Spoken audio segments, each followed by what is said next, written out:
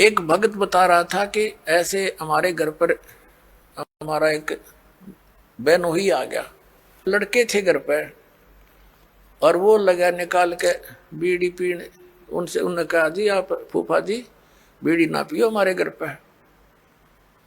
तो वो न बच्चे थे, उसने समझदार व्यक्ति था, उसने बंद कर दी और बाहर जाकर पी आया। उसने सामने आकर उसे बताई मेरे से, वो कह रहा था, कहने लगे ये बालकों को क्या हो गया, मैं बीड़ी पीने लगा था, इन्हें मना कर दिया। तो उन्होंने कहा ये हमने उपदेश ले रखा है, ऐसे ऐसे हम ना ये पीमर ना पीने दें, ना हम आपकी मदद करेंगे और आपकी सारी सेवा करेंगे हम, लेकिन ये अब हम नहीं आपको सहयोग भी नहीं देंगे। तो रिश्तेदार उसी का नाम होता है जो अनुकूल हो जाए, ना तो दुश्मन है वो आपका। तो उन्होंने बोला जी कोई बात ना, अगर आपकी ये बात है तो मैं आप आज के बाद आपके घर में बीड़ी ना लाऊं और ना पीऊं। तो वो दूसरा भाई था, वो नाम नहीं ले रहा, वहां अपना जाकर जो उसने पीना खाना था कराया, बाकी आकर सो गया, हमारे पास रोटी खा ली, कोई बात नहीं। फिर वो गया हुआ था किसी कारण से कहीं पर, वो ही कहीं दूसरी रिश्तेदारी में, वो कह रहे थे कि हम ऐसे ऐसे वहां जाएंगे, तो भी चलेगा कि? तो वो खुद कह रहा था हमारा बहनोई कि वहां जाओ तो भाई अपना बीड़ी माचिस बाहर धर दियो, यानी खुशी के, उसने कोई उलाहना नहीं दिया, बल्कि उनको आगाह किया कि वहां लेके मत जाना, उड़ा नहीं बढ़न देंगे तुमने बीड़ी माचिस समेत। तो वो रिश्तेदार भी अच्छे थे, ने बोला बहुत अच्छी बात है, हम ठीक है, उनके नियम को क्यों भंग करेंगे। तो धीरे धीरे उस रिश्तेदार ने भी उपदेश ले लिया, जब देखा कि बालक भी इतना ज्ञान रखते हैं, बुराई से दूर रहना चाहते हैं, और हम बुराई कर रहे हैं तो हमारे बालक भी ग्रहण करेंगे। तो उस बुद्धिमान व्यक्ति ने भी उपदेश ले लिया, अपने बच्चों को इस मार्ग पर लगा दिया। तो ऐसे ये बुराई अब कम होगी। और पहले हम क्या करते थे, जब हम छोटे छोटे थे, हमारी बहनों के बटेऊ आते थे बहनोई, तो हमारी स्पेशल सेवा लगाई जाती थी कि इनकी चलम ठंडे नहीं होनी चाहिए, ना तो बेइज्जती हो जाएगी, यानी इनका हुक्का इतना प्यारा है, ये कंध्याड़ बैठे रहियो स्पेशल। बताओ, एक तो उनको दूना नरकमठ हो क्या करते, अरे हम उनने कहेंगे हाथ जोड़ के, ना जी ना पीवा ना पीने दें, तो उनको भी विवश होना पड़ेगा सोचने से बुराई को छोड़ने के लिए। तम्बाकू शराब ये कोई खाने पीने की वस्तु है, बकवास लपेट ली चौगर देकर अपने आत्माओं। इस प्रकार अब ये पूरे विश्व में एक अच्छी लहर दौड़ेगी, विकार रहित होंगे, और जो माया जोड़न की दौड़ लाग रही पुण्यात्माओं या कति खत्म होएगी ज्ञान के आधार से। एक इंसान को जो भी मिलना है उसके प्रारब्ध में लिखा हुआ है, और वो तो उसको मिलेगा ही मिलेगा। और अब जो आप इस साधना को करोगे, जो दास आपको बताएगा, आपके भाग में ना होगा और आपको आवश्यकता होगी, वो फिर भगवान अवश्य अपने कोटे तो देगा आपको, ये सत्कर मानना। फिर आप किस लिए चोरी करोगे, मिलावट करोगे, और फिर पता चल जाएगा चोरी रिश्वत करने से तो विष खाना है। अपने घर पर रिश्वत लेकर मिलावट करके 2 नंबर का काम करके बच्चों को खिलाना, ये समझ लो उनको विष देने की जरूरत नहीं पड़ेगी आपने लास्ट में, ऐसी स्थिति हो जाएगी आपके परिवार की। हम क्यों फिर विष खाएं, जब ज्ञान हो जाएगा ये विष है। तो अभी तक हमें कोई ये बाधा करने वाला था ही नहीं कि तुम जो कर रहे गलत कर रहे हो, और कोई स्वयं भी उस पर रुकने वाला नहीं था, कह देता था तो खुद करता था। जैसे हमारे दादे परदादे पिताजी स्वयं हुक्का पीते थे, और बच्चे साथ खड़े हो जाते, हुक्का का मुंह लगा देते, कहते थे मारूंगा तेरे, हट जा, बहुत बुरी चीज है इसको ना पीना, और खुद पीने लग रहे। तो बच्चे कब तक मानेंगे इस बात को, युवा होते हुए शुरू कर देते हैं, फिर उनको धमका भी नहीं सकते। तो ऐसे ही अभी तक जितने भी ये पंथ संत थे, ये बुराइयां नहीं छुटवा सके, क्योंकि इनके पास वो वचन शक्ति नहीं थी, और ना उनके उनसे उपदेशी को कोई आध्यात्मिक या कोई भौतिक लाभ हुआ।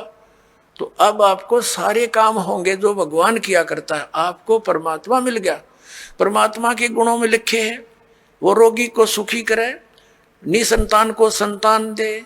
भाई और भी हमारे ऊपर आने वाले प्रारब्ध के दुखों को भगवान दूर करता है, इसलिए भक्ति करते थे, इसलिए परमात्मा की खोज करते थे। ये गुण है मालिक के। जैसे बिजली के गुण हैं, बिजली के गुणों में लिखा है कि बल्ब भी जलेगा, ट्यूब भी जलेगी, पंखा भी चलेगा, कूलर भी चलेंगे और पशुओं का चारा काटने की मशीन भी चलेगी, आटा पीसने की चक्की भी घुमाती है वो। तो ये गुण है, लेकिन वो गुण कब होंगे? जब उसका कनेक्शन मिल जाएगा, तब वो फल देगी। तो पुण्यात्माओं, जैसे ये पहले जितने भी संत पंथ हैं, ये शास्त्र विदिता का मनमाना आचरण हमें दे रहे थे।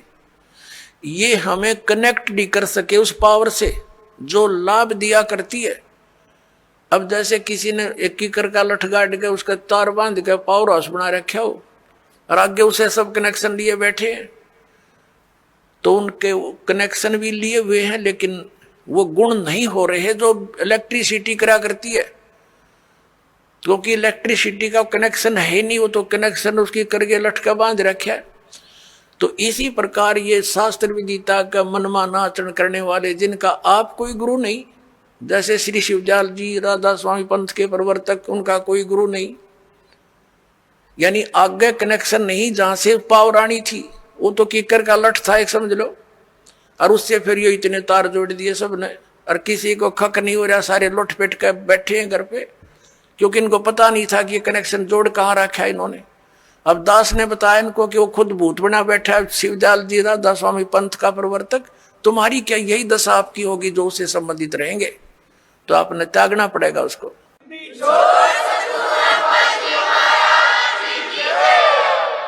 और दास बताता हमारा कनेक्शन कहां से है। परमेश्वर कबीर देव जी जो जुल्हा धारण कहलाते थे, ये पावर हाउस है, ये अनंत कोट ब्रह्मांड के स्वामी हैं, और वहीं से हमारा पावर जुड़ा हुआ है। आदरणीय गरीबदास साहब जी सीधे कबीर साहब से जुड़े हुए थे, उनके शिष्य हुए सीधे, परमात्मा ने आकर उनको सतलोक दिखाया और वापस छोड़ा। उसके बाद गरीबदास जी के पास शीतल दास जी, और उसके बाद हमारे गुरु जी। हमारा कनेक्शन जुड़ा हुआ उस पावर हाउस से, कनेक्टेड तार हैं सारे, और वो पावर आपके पास पहुंच रही है। आप सबको लाभ होगा ना, कैसे हो, पावर का तो गुण है, वो लाभ देगी ही देगी आपको।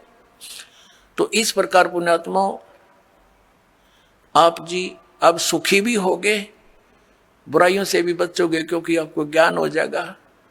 परमात्मा कहते हैं जब तक बच्चा अबोध रहता है, एक छोटे से बालक ने क्या देखा, पिताजी शराब पीता था, दादाजी भी घुट्टी लगाता था, दादाजी वो एक पशुओं का भूस भर रखा था तूड़ा एक कोठे में, दादाजी दूसरे स्थान पर शराब की बोतल पी के बाकी बची उसमें छुपा देता था, और पिताजी दूसरी साइड में छुपा देता था। बच्चे देखा करते थे।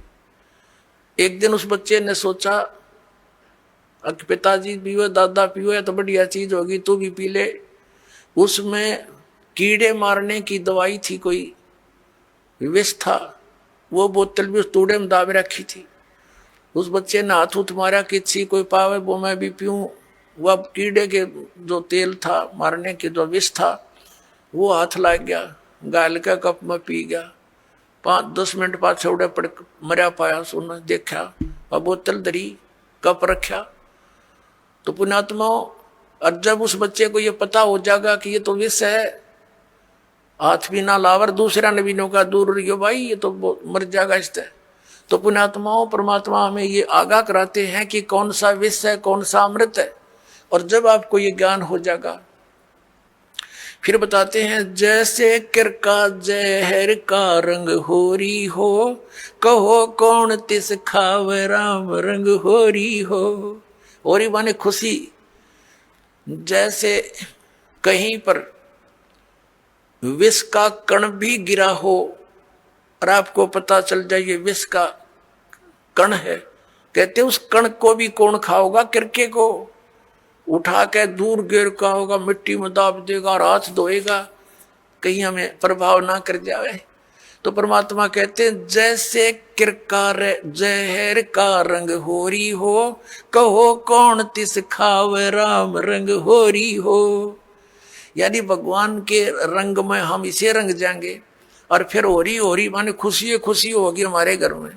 इस प्रकार हम इन बुराइयों से बचेंगे, और फिर सपने में भी नहीं कर सकते। सचकर मान लियो पुण्यात्मा, आपके आसपास भी कोई किसी का धन पड़ा होगा, विष दिखाई देगा, और कोशिश करोगे उसको उठा करके भाई किसका है, कहाँ पर है, आप या उठाओगे ही नहीं, और चोरी तो बहुत दूर की बात। फेसबुक पर हमारे पेज अमर बोध को लाइक करें और यूट्यूब पर अमर बोध चैनल को सब्सक्राइब जरूर करें। संत रामपाल जी महाराज से निःशुल्क नाम दीक्षा लेने के लिए हमारे इन नंबरों पर संपर्क करें। घर बैठे निःशुल्क ज्ञान गंगा या जीने की राह पुस्तक प्राप्त करने के लिए अपना नाम, पूरा पता और मोबाइल नंबर हमारे इन नंबरों पर SMS या WhatsApp करें।